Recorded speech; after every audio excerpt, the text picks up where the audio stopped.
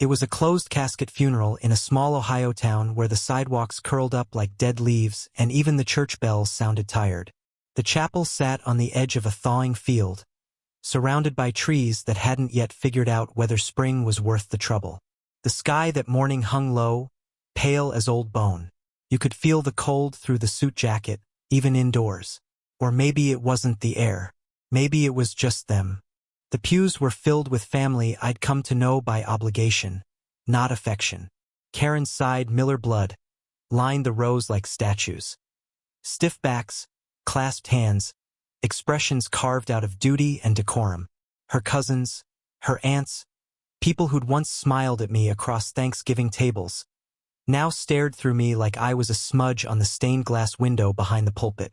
Polite, distant, not hostile, not openly, but not warm either. Karen stood in the front row, her back straight, her black dress smooth and perfect, like she had tailored her grief. She didn't reach for my hand. Not once. She kept her eyes on the coffin as if the lid might crack open at any second and her father's voice would crawl out one last time. Maybe that's why she looked so calm, because the worst was already gone. Dead and boxed and silent. I didn't sit beside her. I stood toward the back, near the exit. Not because I didn't want to be close to her. I did. But I'd learned, over time, where I belonged in their world. I'd learned how to stand just outside the circle, how to listen without speaking, how to carry weight that no one acknowledged. Frank Miller hadn't been a good man. That much was understood, even if no one would say it out loud.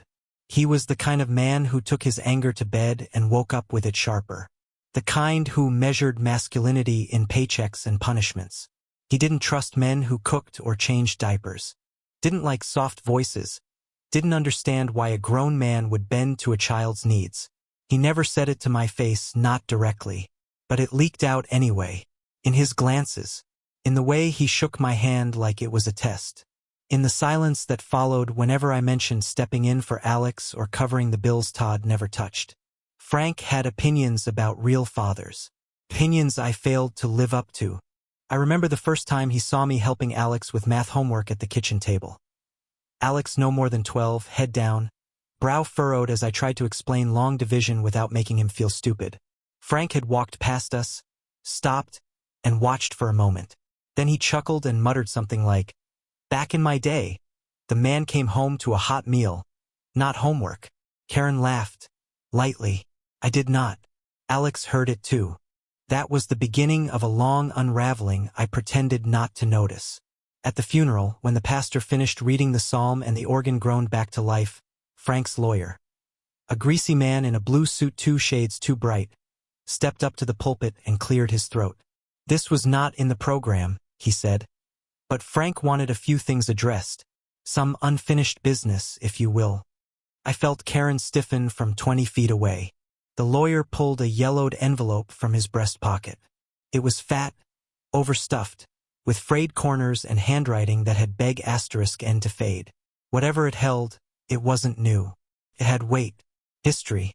Frank's voice didn't come from the grave, but it may as well have. His lawyer read the note aloud with theatrical boredom, then paused. "This," he said, raising the envelope now, "is trash. It should have been thrown out a long time ago." He didn't look at me, but everyone else did. All those faces turned, slow and steady, as if on cue. Not with shock, with confirmation, as though something unspoken had just been spoken out loud, and they'd all been waiting for it. Karen didn't miss a beat. She walked up the aisle in black heels, plucked the envelope from the lawyer's hand like it was a used tissue, and without a word or wrinkle in her expression, dropped it into the silver trash bin by the chapel's altar. One smooth motion. Then she returned to her seat and folded her hands again. There was no scene, no gasp, no protest, but it cracked something wide open inside me. I didn't speak. Not a word. Not to her, not to anyone. I stayed where I was, still as stone. I didn't need to see what was in that envelope. I already knew. I'd seen it before, had held it once years ago when it meant something. Frank had kept it. All this time. Not to honor it. To disgrace it. He'd waited until the day of his burial to throw it into the fire, publicly, knowing the flames would eat more than paper. I watched that silver bin like it was a coffin. Watched it as the service continued, the priest offering tired condolences, the organist fumbling through, "Abide with me." Around me, the performance of grief resumed. Tears dabbed, sniffles timed perfectly. I stood in silence, feeling something shift under my ribs. Something long held in place by pride, or fear, or just exhaustion. Karen never turned to look at me. Not during the service. Not after. Outside, as the family gathered around the hearse and people offered empty phrases. "He's in a better place. You must be relieved it's over." I moved around the edge of the crowd like a man forgotten. I saw Alex with his arm around his mother. He looked taller than I remembered. Or maybe I had just gotten smaller. No one asked where I'd parked. No one asked if I was coming to the reception. So I left. I walked to my car without a word, turned the ignition, and pulled onto the long road out of town. But I didn't head home. I didn't even think about it. I drove east, toward Columbus, toward something I had buried long before Frank died, toward a truth I had kept sealed because I thought silence was safer. It wasn't the envelope that broke me. It was Karen's hand. The way she took it, tossed it, wiped her palm like it had left a stain. She knew what it was. She knew what it meant. And she still threw it away. I had stayed quiet for so many years, thinking my silence bought me peace. Thinking that if I didn't argue, if I kept my head down, if I paid and worked and gave and stayed, then eventually respect would follow. That love would settle in like dust on the furniture. Quiet, but ever present. But the envelope proved something else. It proved that everything I had done, the late shifts, the missed holidays, the second mortgage, the birthdays paid for by a man no one called Dad, could be erased with one motion. A flick of the wrist. A silent agreement between a daughter and her father that I had never belonged. At the edge of Columbus, in a strip mall bank that smelled like new carpet and overbrewed coffee, I parked. My hands trembled on the steering wheel, not from anger.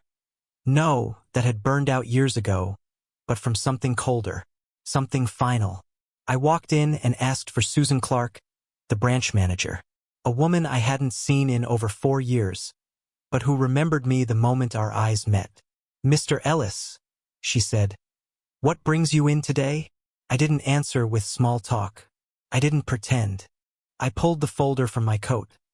The same folder I'd carried since morning, since before the funeral, before the last shovel of dirt hit the casket, and set it on her desk.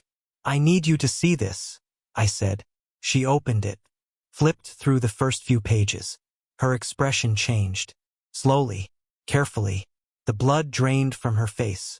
She looked up, then back down again, her fingers pausing mid-page. "I'll need to lock the office," she whispered. And then she stood, walked to the door, and turned the deadbolt with a quiet click that sounded louder than the organ back at the chapel. Susan Clark didn't ask any more questions, not right away. She sat behind her desk, staring at the papers like they were a trap. The silence between us was thick, not awkward but dangerous, the kind that comes before something breaks. I had seen that look before, in surgeons, in soldiers, in anyone who suddenly understood they were handling something too sharp with bare hands. She reached for her glasses with a trembling motion and resumed flipping through the folder. Her fingers were careful, reverent almost, as if touching the wrong corner might cause a chain reaction. A few times she stopped mid-page, blinking hard. Her breath hitched. "Where did you get these?" She finally asked, her voice low, like we were being recorded. I didn't answer. She looked up again. "Some of these dates go back more than a decade." Her finger tapped a signature. "This one. This is from 2014. And this shouldn't be here at all." "I know." She leaned back in her chair, the leather creaking beneath her weight. The air in the office seemed thinner now. "These should have been destroyed, or never created in the first place." She didn't say the word, but it hung there, unspoken. Illegal. She closed the folder slowly, then tapped the cover with her index finger like it might wake up if she wasn't gentle. "Mr. Ellis, I need to make a call." "To who?" She didn't smile. "To compliance. And possibly legal. You're gonna need to stay here for a while." I nodded. There was no panic in me, no fight or flight reflex, no heat rising in my chest. Just a slow, inevitable settling of weight, like a final stone laid on a grave. Susan stood and walked out of the office. I watched the door close behind her, the small window in it going dark as she turned the corner. Then I sat back and looked at the walls. Framed diplomas. A photo of her with her daughter, both of them in graduation gowns, smiling like they had never lost anything. It was a small office, beige carpet, plastic plants, a humming air vent above my head that sounded like it hadn't been cleaned since the Bush administration. I'd been in that office 5 times before. Once to open a joint savings account with Karen. Once to set up a college fund for Alex. 3 more times to renegotiate terms on loans no one else wanted to talk about. Always quiet meetings.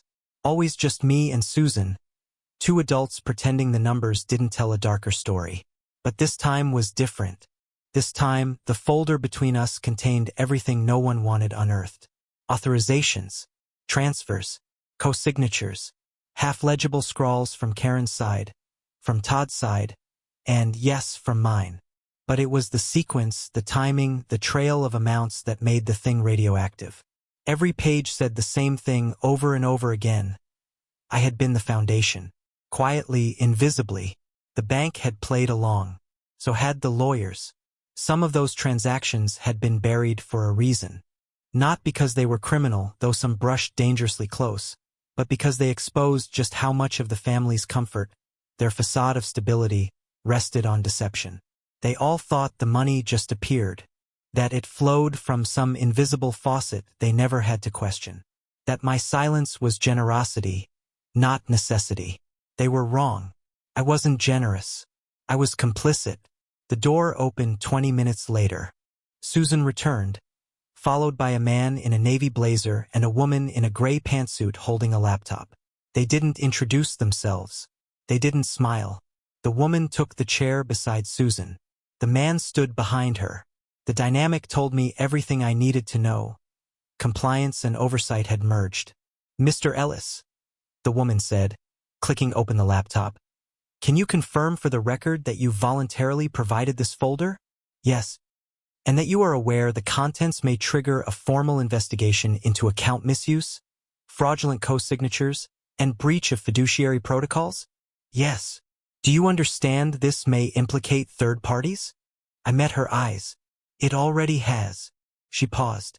"Are you aware that several of these transfers, particularly the ones tied to account 4226, were processed under emergency override codes?" "I am now." She nodded slowly, then looked at Susan. "You were the manager on all 3 of these." Susan didn't flinch. "Yes." "Why weren't they flagged?" "They were within authorization thresholds. He had joint access. We followed policy."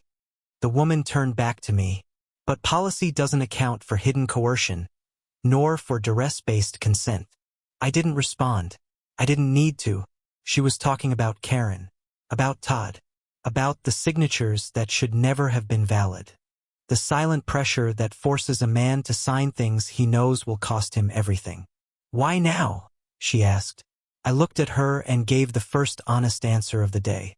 "Because the man who helped build the lie is finally dead. And the woman who threw away the truth without reading it, she's still alive." The woman stared at me for a long time. Then she leaned back and closed the laptop with a soft click. "You'll need to remain in the building. We'll be contacting the authorities to verify chain of custody on these documents. You're not under arrest, but you are a witness now. Possibly more." "I understand." She stood. So did the man behind her. They left without another word. Susan lingered. "You could have burned those papers," she said quietly. "I almost did." "What stopped you?" I looked at her. My voice was flat. Watching my wife throw away the last thing I ever signed in love. She sat down again, this time on the edge of her seat. "You're not a criminal, Michael. But if what's in there gets processed, a lot of people are going to be." "I know. And your name's on some of it." "I know that too." Silence settled in again. This time, it felt like the office was holding its breath. "I'll bring you water," she said finally. It's going to be a long day. I didn't thank her. Not out of cruelty, but because gratitude felt like a lie. I hadn't come to the bank for help. I'd come to sever something, to finally snap the cord that had bound me in silence for over a decade. When she left, I turned to the window. Outside, the parking lot was filling with slush. A bus rolled by. A boy stepped off, hood up, backpack slung low. He looked like Alex had once, before the money, before the entitlement, before the contempt. I watched the boy walk until he disappeared into the wind. I thought about Alex, about the night he looked me in the eye and said, "You're not my father." I thought about Karen standing at the coffin, dropping that envelope like it was nothing. And then I thought about every sleepless night I'd spent wondering if I was being weak, or just waiting for the right moment to stop pretending. It was here now, that moment, and it didn't roar. It whispered. They told me not to leave the building. The request came quietly, no handcuffs, no raised voices. Just a compliance officer in a dark tie leaning into the office where I sat and saying, "Mr. Ellis, we're going to ask you to stay while we process the documents." He didn't ask if I was okay. He didn't offer reassurance. He didn't need to. I understood. Susan gave me a private corner, an empty conference room with 2 chairs, a dusty whiteboard, and a table too clean to trust. I sat by the window, watching snow flurries begin to stitch themselves into the parking lot asphalt. I didn't check my phone. I didn't call Karen. I didn't think about dinner or traffic or the hollowed-out promises waiting back at the house. I just sat. For the first time in years, I didn't feel anger. I felt clarity, a strange, terrible peace. It's hard to describe the moment you realize your own silence has been used as consent. That every "sure, I'll cover it," every "don't worry, I've got it," every late-night transfer and bill paid in someone else's name wasn't seen as generosity, but obligation. Not appreciated. Expected. They never asked, not really. They never needed to. I was always the one who said yes before they finished the question, because I thought that's what fathers did. But I wasn't their father. Not in name. Not in blood. And now not in duty. I had told myself that Karen's quiet acceptance, Alex's cold thanks, the lack of birthday cards or Father's Day calls, none of it mattered. That presence alone was proof of love. That sacrifice meant something even if no one saw it. But that wasn't true. All it meant was that I was willing to be erased as long as they were comfortable. The bank's fluorescent lights buzzed above me. Outside, the snow thickened. I watched the hours move on the wall clock, each tick a small, patient reminder that time wasn't mine anymore. It never had been. A compliance team member returned after an hour. She said they were logging the folder as formal evidence. Said they'd initiated a risk audit on the financial instruments associated with Karen's accounts. I nodded. She didn't ask why I wasn't surprised. I wasn't just waiting. I was done waiting. I had spent 16 years on the margins of someone else's narrative. A ghost in family photos. The man behind the bills, the car repairs, the rent payments, never front and center. Always an accessory. Until now. Now the accessory had spoken. I pulled a small notepad from my coat. Not for notes, not for thoughts. Just to remember the next steps. The final severances. I wrote them in block letters. Deliberate. Permanent. Life insurance beneficiary. Remove Karen. College fund oversight. Transfer to trust. Joint credit accounts. Freeze. Property deed reallocation. File for split. Custody of remaining docs. Secure lockbox. Each stroke of the pen felt like a suture being cut. They would feel it soon, even if they didn't understand it yet. The slow unraveling of comfort. The withdrawal not of love, but of burden. The cost of disrespect, calculated down to the decimal. I remembered the night Karen cried when Alex's acceptance letter came. She clutched the paper like it was salvation, like it was proof she'd done something right.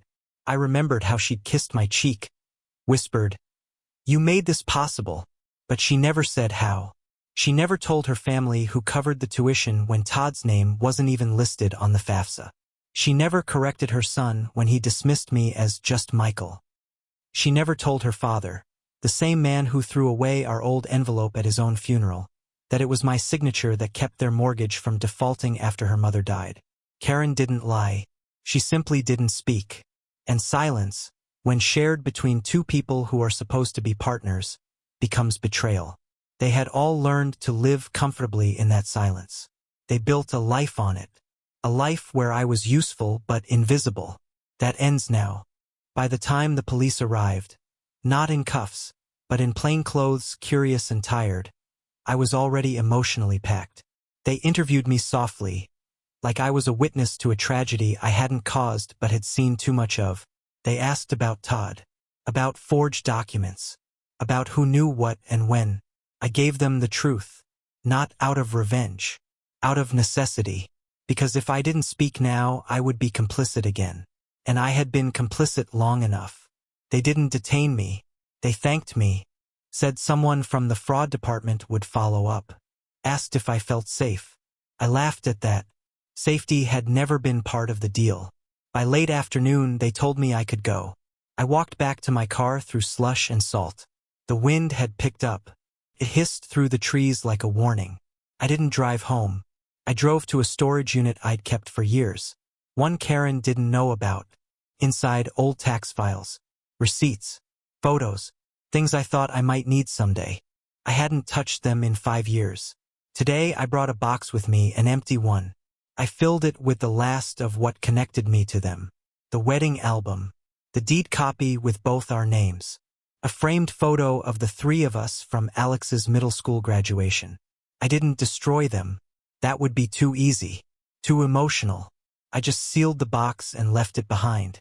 Let time do the rest. Later, I sat in a diner off the freeway. Coffee, dry eggs. A waitress who called me sweetheart without looking twice. Normalcy, the kind I used to envy in strangers. Karen texted, "Where are you?" I stared at the screen. Didn't answer. Then another. "I'm worried. You left the funeral without saying anything." Still, I said nothing, because now, finally, silence belonged to me. I paid the bill in cash. No tip. Not because I was angry, but because I didn't want to be remembered. Outside, the wind cut through my coat as I walked back to the car. It didn't bother me, because I had made my decision. Cold, clear. They would feel it soon, the absence of a man mistaken for a guarantee. That day stopped being about saying goodbye to a man in a coffin. It stopped being about family, or tradition, or grief. The minute Karen let that envelope fall from her fingers, I realized the funeral wasn't for Frank. It was for me. And no one noticed the burial but me. When I got home that evening, the house was quiet. Too quiet. Not the peace of a resting place, but the emptiness of a space no longer occupied by truth. Karen was in the kitchen. She turned when I walked in, relieved, at first. Her face softened, then froze when she saw mine. She opened her mouth to speak, to say something comforting maybe, something rehearsed and gentle. I walked past her. I didn't touch her. I didn't ask about dinner, or the guests, or the way her cousins had looked at me like I didn't belong. Because I finally knew I didn't. The last light of the day fell across our living room in long, slanted stripes. I stood in the doorway of my office. My name was still on the door, but it no longer felt like mine. On the desk sat the envelope I'd left there months ago. The second one. Not the original Frank threw away, the copy. It had always been there. A quiet reminder of what I had tried to build. It held the letter I'd written when Alex turned 16. I drafted it late at night, unsure if I'd ever show it to him. It wasn't dramatic. Just words. Promise, really. Even if I didn't give you your name, I gave you my presence. I gave you my time. I chose you. It was never mailed. Never shared. Karen had seen it once, maybe. I don't know. But she knew it existed. And still she'd let the original fall into a bin like garbage. The sound of her heels came up behind me. Slow, uncertain. She stood in the hallway just outside the threshold. "Michael," she said. "I didn't know he was going to do that." I didn't turn around. "You didn't stop him." "He was my father," she whispered. "It wasn't the time to argue." "No," I said. "It never is." We stood like that for a long time. A man and a woman with no bridge left between them. Just years of quiet resignation and unpaid debts of the soul. Then she asked it. Why did you go to the bank? She had heard. Somehow she had heard. I didn't answer. Her voice sharpened. Michael, what did you do? Still, I said nothing. She stepped into the office. I could feel the tension in her breath, the fear building in her shoulders. Tell me, she said, not quite a plea, not quite a demand. What's happening? I turned to her slowly, looked at her like I had not in years, not as the woman I loved, not as the partner I thought I had, but as someone who had stood by while I was reduced to a placeholder. Everything we built, I said, was paid for in silence. You knew that. Her eyes flinched. Every bill, I continued, every payment Todd skipped, every time Alex needed something, every late night I came home with nothing left to give. And you let them treat me like I was just convenient. That's not true. It is, I said, cutting her off. And worse, you let me believe it was okay. You smiled. You said thank you. But you never corrected him. Not once. Not when he rolled his eyes. Not when he said I wasn't his father. Not when Frank mocked me in front of your whole family. She blinked, tears threatening. You never chose me, I said. Not when it counted. She stepped forward, her voice trembling. Michael, I didn't think it mattered. You were always the strong one. I thought you didn't need it. I laughed. A bitter, dry sound. That's the problem, I said. You thought I didn't need respect, because I kept giving anyway. She reached for my hand. I stepped back. No, I said. This isn't a conversation anymore. This is the end of one. She stared at me like a woman finally realizing the fire had already passed, and she was standing in the ashes. What do you want me to say? She whispered. Nothing, I said. Just listen. For once. The rest came easier than I expected. I've frozen the accounts, I said. The trust fund is under audit. The mortgage is being split. I've contacted legal about removing myself from any future educational support. She paled. Michael, Alex needs that money. No, I said. He needed a father, and he rejected me. He's a child. He's 19. She staggered as if I'd struck her, and in some way I had. You're punishing him, she said. You're punishing me. No, I said. I'm just no longer punishing myself. She turned away. Her hands trembled as they clutched the back of a chair. Where does this leave us? She asked. I walked past her down the hall, to our bedroom, to the closet. I opened the drawer where I had kept a small leather bag. Just clothes, keys, a backup credit card. I don't know, I said. But it won't be in this house. When I emerged, she was still in the office, still staring at the desk, at the copy of the envelope. I never stopped loving you, she said as I passed. I paused, but I didn't turn around. And I never stopped paying, I said. But we both know that wasn't enough. I left before the tears started. The cold outside was honest. It didn't pretend to care. I welcomed it. I drove without music, without thought, just highway and sky and the soft pulse of the tires against the road. I found a motel, paid in cash, slept like I hadn't in years. The next morning I woke to 3 texts. Alex, I heard what happened. Can we talk? Karen, please don't do this. Unknown number. This is Todd. I need to know what you said to the bank. I deleted all 3. Later I checked the bank's portal. The freeze had gone through. The legal paperwork was processing. The account balances had shifted. My name was no longer where it had been. That night, I sat in the motel's dimly lit room, writing on the motel notepad. Not for them. Not for Alex. Not even for Karen. For me. A final entry. A confession. I gave them everything, and they gave me silence. I gave them shelter. They gave me contempt. I gave them years. They gave me absence. And when I finally asked, quietly, without demand, for recognition, they said no. Not in words, in tone, in posture, in refusal. And I heard them. Now they will hear me. I folded the note and tucked it into my wallet. It wasn't revenge. It wasn't cruelty. It was the end of a debt I never truly owed. Karen might move on. Alex might recover. Todd will vanish again like he always does. But I will never be the same. And I don't want to be. Lessons learned. Silence isn't weakness when it's chosen. It's a reckoning. A line drawn not in sand, but in stone. They thought I was a servant with a smile. They were wrong. I was the spine holding the house upright. And when I stepped away, the collapse was their own weight, finally felt. I didn't raise my voice. I didn't slam the door. I simply walked. And now I ask you, would you have endured it? Would you have stayed? Or would you, finally, have left them to their inheritance of their own making? Tell me, was I wrong? Was I cruel? Or was I, at last, simply done?